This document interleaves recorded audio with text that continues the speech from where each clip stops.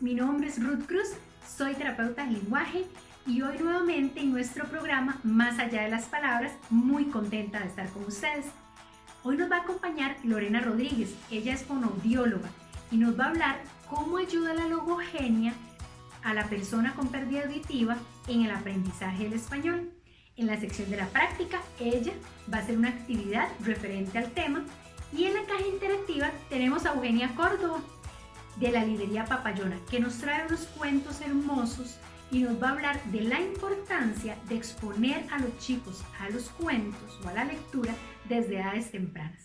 Así que los dejo con Lorena y Eugenia para que aprovechemos bastante el programa de hoy.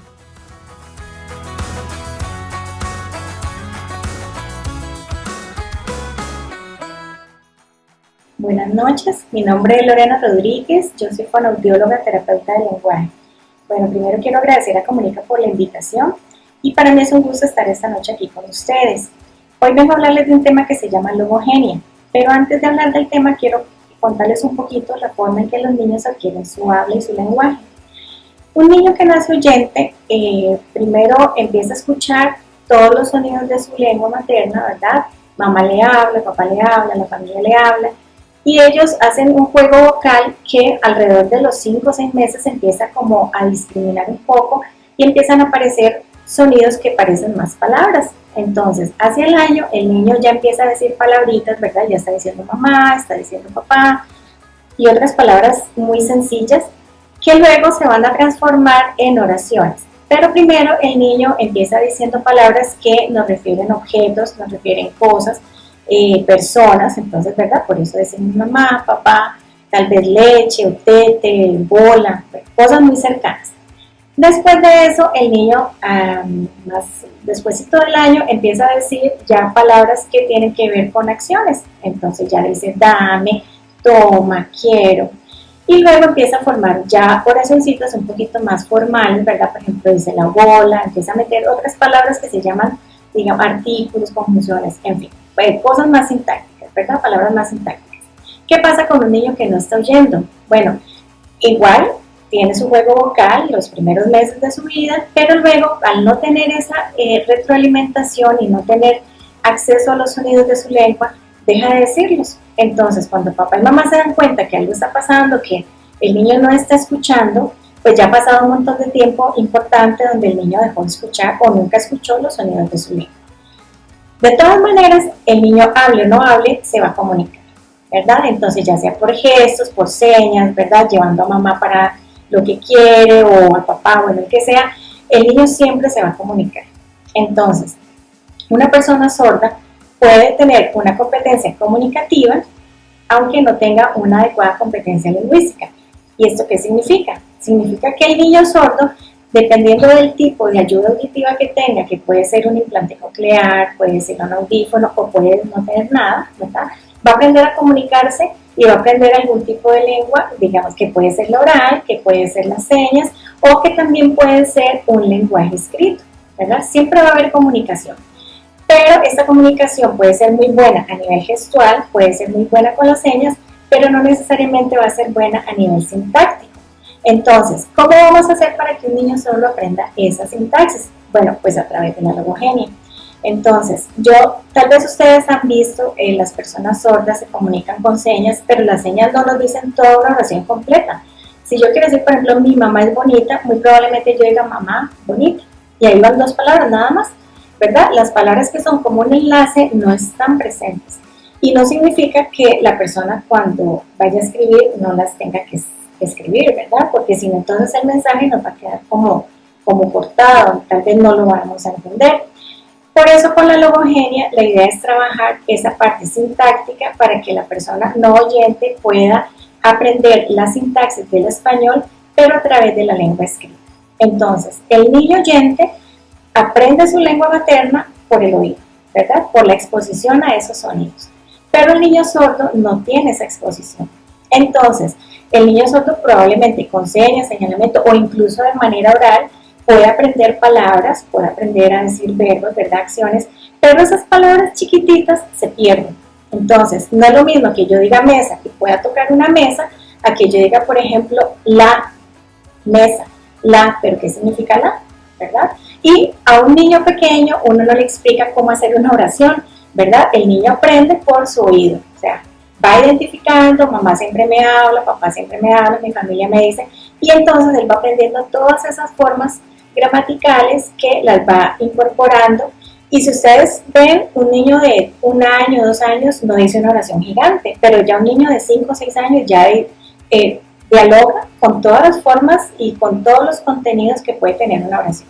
Entonces, el niño que no tiene esa posibilidad de adquirir a través de su oído todas esas formas y estructuras sintácticas, pues lo podemos hacer con la logogenia, con la exposición escrita, ¿verdad? Exposición a la lengua, al español, a las reglas gramaticales, pero a través de la escritura. ¿Cómo se trabaja la logogenia? Bueno, pues se trabaja con oraciones, ¿verdad? Entonces yo le voy a explicar al niño a partir de 2 oraciones diferentes formas. Ya sea que yo le enseñe vocabulario, ¿verdad? Sustantivos, verbos, o ya sea que yo le enseñe otro tipo de elementos gramaticales, como por ejemplo los que son de enlace.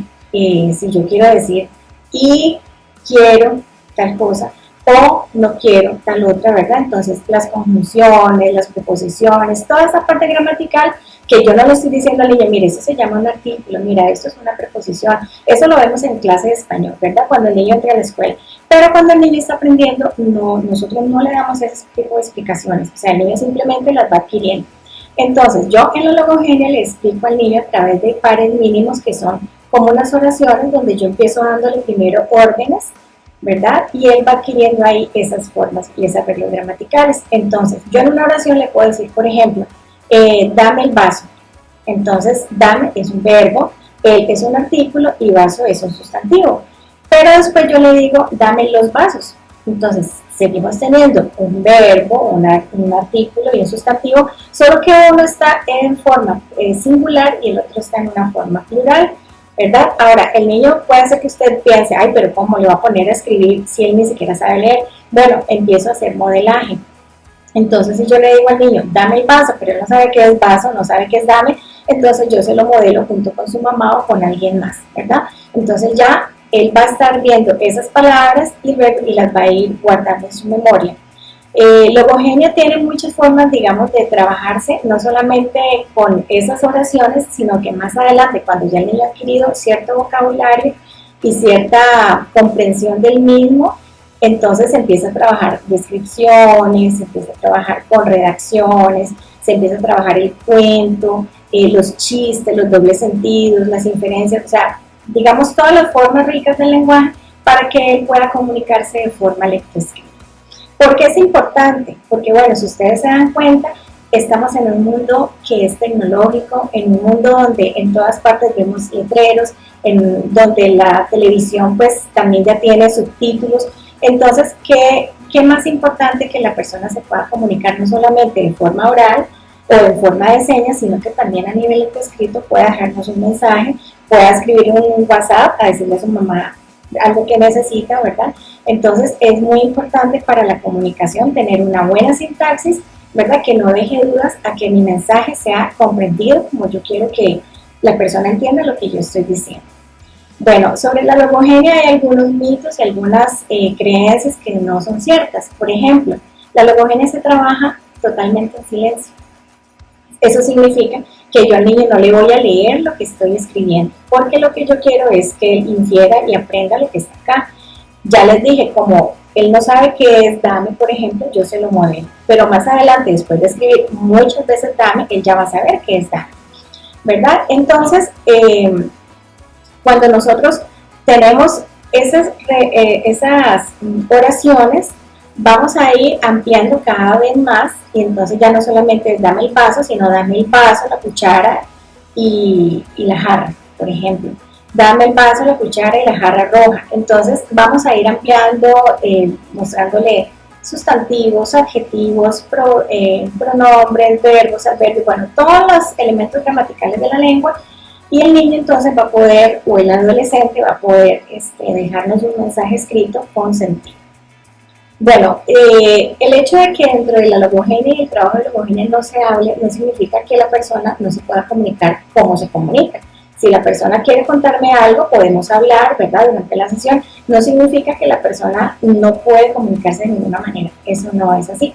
La logogenia es un complemento para la lengua oral, para la lengua de señas, para la comunicación gestual, ¿verdad? Entonces, es importante trabajar esa parte sintáctica sin dejar de lado su comunicación normal, ¿verdad? Como siempre se ha comunicado la persona. Ahora, en Costa Rica tenemos muchas logogenistas formadas en diferentes zonas del país. Si ustedes quisieran trabajar con alguien, bueno, a través de mí pueden hacer el contacto y yo los puedo ubicar con la persona que les quede más cerca. Si no tienen una persona cerca, la Fundación Dime Colombia hace diplomados de manera virtual para no solamente terapeutas de lenguaje, docentes de audición y lenguaje o docentes que trabajan con personas sordas, sino también para padres de familia que no tienen acceso a un logogenista cerca. Entonces, a través de una plataforma virtual se trabaja con un tutor que nos va a explicar paso a paso cómo trabajar con el niño. Entonces, los que tengan gusto, ¿verdad? Pueden comunicarse conmigo. Aquí va a quedar mi correo y mi teléfono y entonces yo les puedo dar información del logogenista más cercano que tengan o de los diplomados que ofrece la Fundación Dime Colombia. Bueno, algo más que podemos decir de la logogenia es que es una herramienta muy valiosa para la comunicación.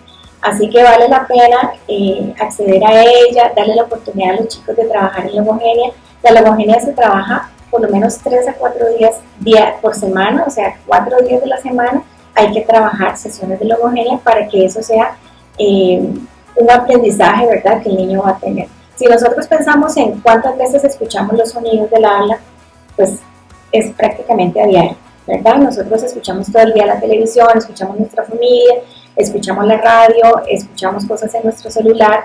Entonces, obviamente, si queremos que el niño adquiera la lengua y adquiera el español y las reglas sintácticas a través de la lectoescritura, pues la idea es exponerlo a esa lectoescritura el mayor tiempo posible. Ojalá en casa siempre se estén trabajando cosas escritas y en la calle cuando voy caminando, mira, aquí dice tal cosa, aquí dice tal otra, ¿verdad? Y la idea también es que el niño pues practique la lectura y la escritura con sus compañeritos, con sus papás, con su familia, para que eso sea algo que tenga impacto, ¿verdad?, en su vida. ¿Verdad? Que no es una clase de español, sino que es una adquisición, es adquirir la lengua escrita, ¿verdad?, por exposición a la lectoescritura. Entonces, aquí les dejo esta información, espero que sea de su agrado, que sea importante, que puedan acceder a una logogenista si tienen un hijo sordo. La logogenia se trabaja más o menos entre los 5 y 17 años, ¿verdad?, que es como la edad escolar. Después de eso también se puede trabajar, pero no va a ser tan rica y tan fácil de adquirirla como si lo hacemos cuando los niños están pequeños. Entonces, bueno, fue un gusto estar con ustedes. Aquí les dejo mi información y bueno, quedo a su disposición. Muchas gracias.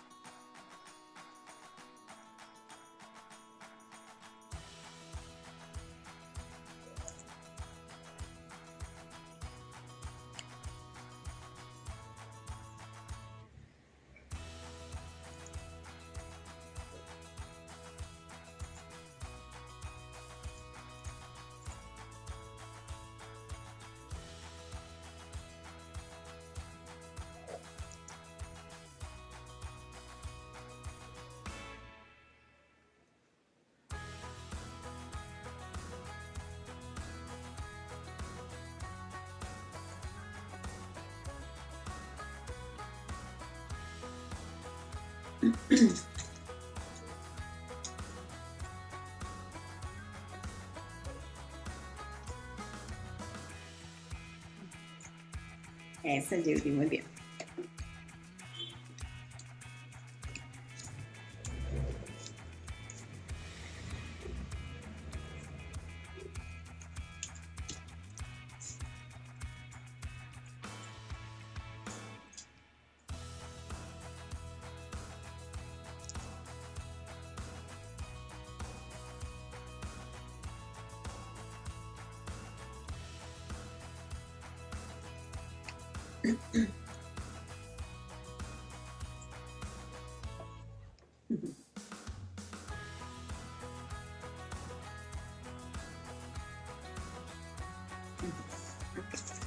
Eso no parece un pantalón. Bueno, no sé.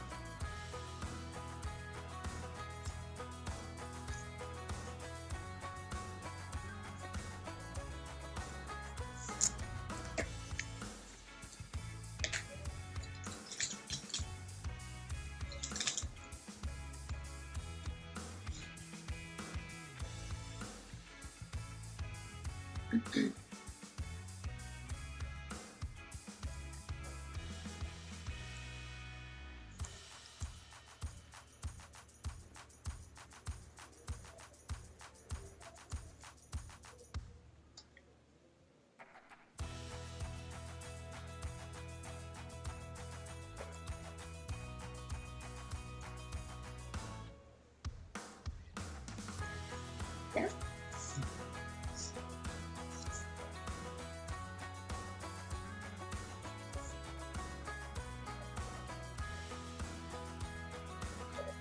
¿Qué falta?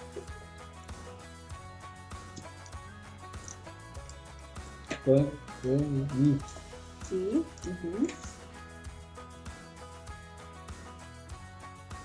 Dale, ¿no? Camisa, pintar, aquí. Bueno, yo lo voy a hacer.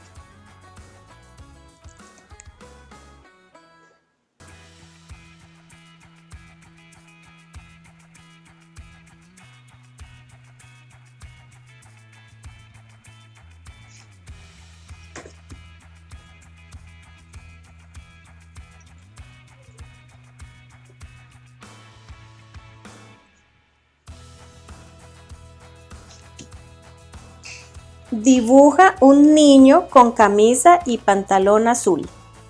Dibuja un niño con camisa y pantalón azul. Dibuja un niño con camisa o pantalón azul.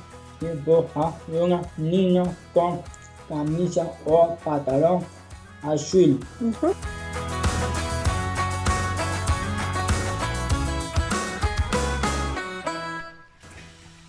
Y hoy en nuestra sección de la caja interactiva tenemos a Eugenia Córdoba de la librería Papayona. Muchísimas gracias, Eugenia, por acompañarnos en este tema tan importante y que ha sido de tanto provecho. Eugenia, yo le cuento que nosotros desde Comunica tenemos un material que es muy versátil y que nos sirve muchísimo para complementar otras actividades, como por ejemplo lo que es la lectura, que es el tablero de selección. En el tablero de selección nosotros podemos poner imágenes o colocar imágenes para complementar la lectura, por ejemplo, con preguntas, que la persona elija lo que quiere, viene sin pictogramas, con el velcro, pero para poder utilizarlo de acuerdo al propósito que uno quiere. Y Eugenia nos trae cuentos bellísimos, ya en otras ocasiones ha estado con nosotros en el programa, y hoy le vamos a hablar de la importancia de poner a nuestros chicos en la experiencia de leer desde edades tempranas. ¿Okay? Entonces Eugenia nos trae unos cuentos, ¿verdad?, preciosos para poder llevar esa experiencia a los chicos. Siempre es muy importante, Ruth, que cuando hablemos de lectura, que hay ciertas condiciones que los libros deben de reunir.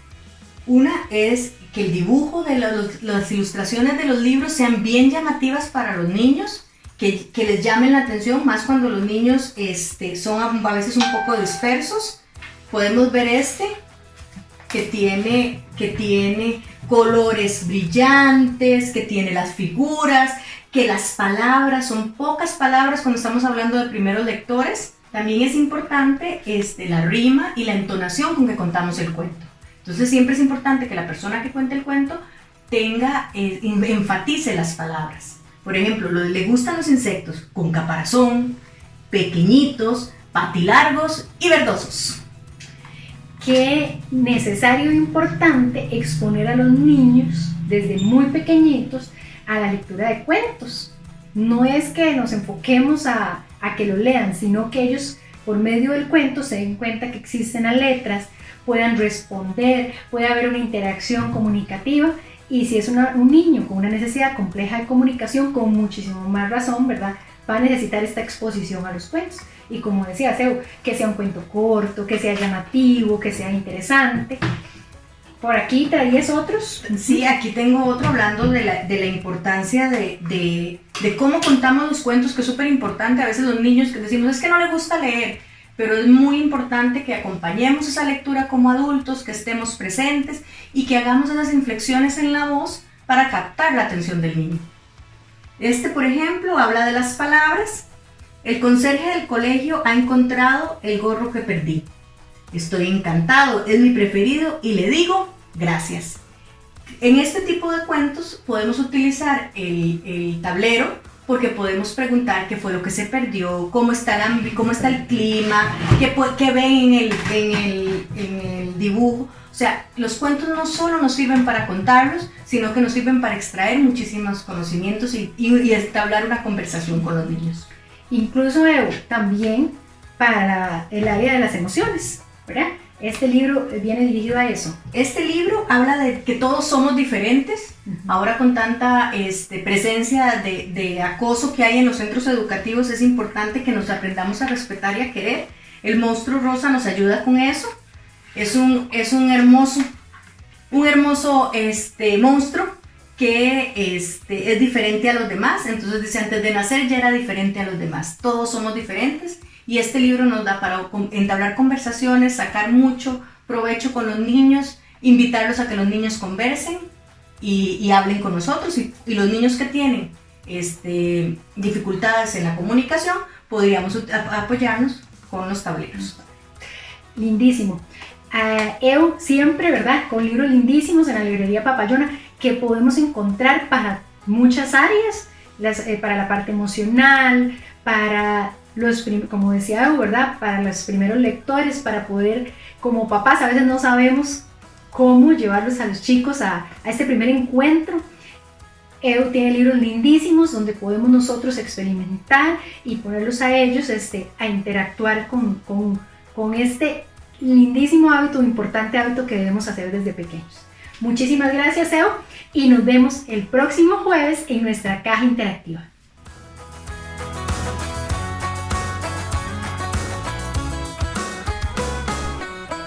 Llegamos al fin de nuestro programa y siempre agradeciéndoles muchísimo la compañía.